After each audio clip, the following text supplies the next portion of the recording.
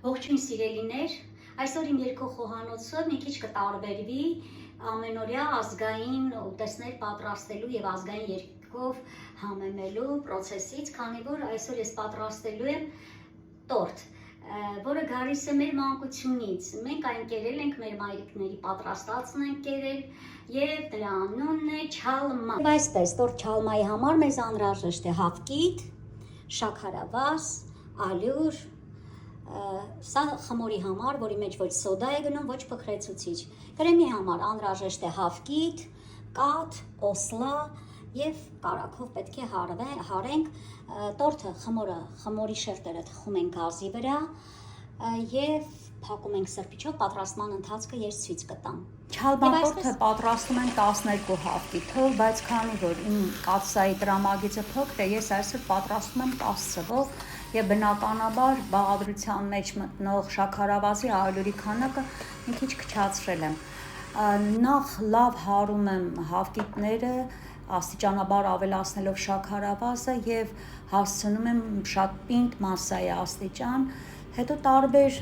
սննդաներկեր ըստ ճաշակի տարբեր խմորներին ավելացնում, այսօր ես կարմիրով եմ անում, խմորը զգուշությամբ եմ խառնում եւ լցնում եմ յուղաթերթով պատած կաթսայի մեջ, որ անպայման պետք է թխվի գազօջախի վրա, մոտավորապես 45-ից 50 րոպե շատ մեղմ կրակով։ Մինչ թխվում է առաջին խմորի շերտը, անցնում եմ կրեմի պատրաստմանը։ Կրեմի համար վերցնում եմ 2 հավկիթ, խառնում եմ 2 բաժակ շաքարավազ, 2 ճաշի գդալ լիքը օսլա, 2 բաժակ մոտավորապես 400 գրամից 500 գրամ կաթ։ Անդադ խառնելով, որպեսզի կոշտրուկներ չառաջանա, դնում եմ շատ մեղմ կրակին եւ հասցնում եմ եռման աստիճանի, արդեն զգացվում է, որ պնդացել է,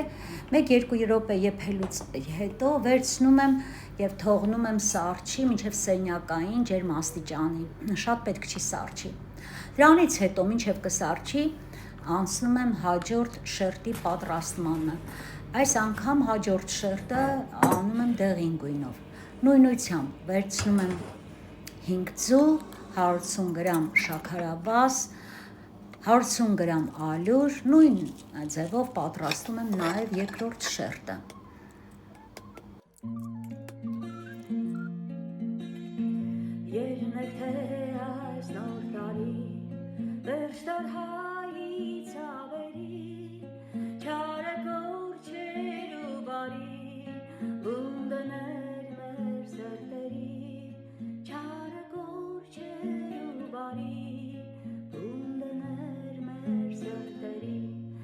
Երնեք թե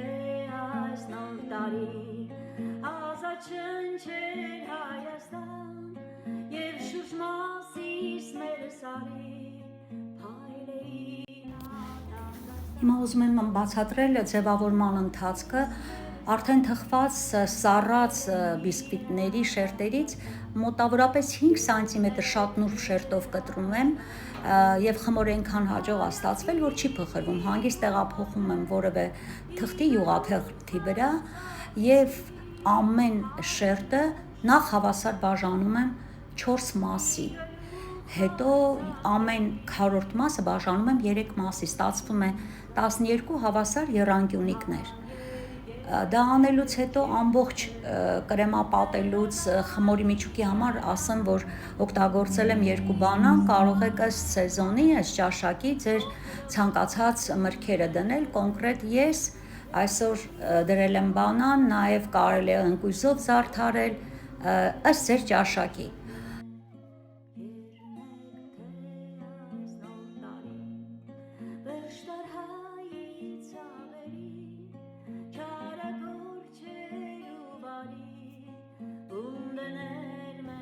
Նույնությամբ, ինչպես կարմիր շերտը բաժանեցի եռանկյունիների, այդպես էլ դեղին խմորի շերտն եմ հավասար բաժանում 12 անկյունների, որից հետո ամբողջությամբ կրեմապատելուց, տորթը հավաքելուց հետո արդեն սկսում եմ ձևավորելը։ Սկզբում վերցնում եմ կարմիր եռանկյունիները, սկսում եմ լայն մասից եւ տեղադրում եմ մինչև խմորի հիմքը, արդեն պարզ երևում է,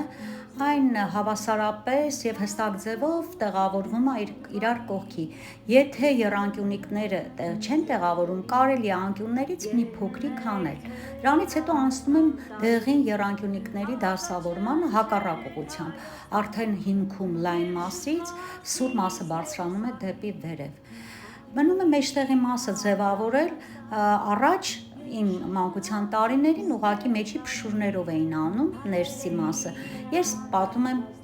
մրգերով, տարբեր սեզոններին, տարբեր նախասիրած մրգերով, շատ գեղեցիկ կան, նաև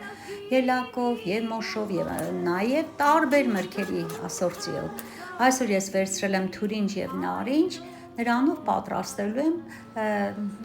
ծաղկեմ նմանացնելու, հուսով եմ գեղեցիկ ստացվել։ Կարևորը պատրաստում ենք սրտան, սիրով, ժպիտով, երգով եւ խոհանոցները դառնում համեղ եւ լցվում դրական էներգիայով։ Բարի վայելում, բարի ախորժակ բոլորին, մնացեք սիրով եւ խաղաղությամբ։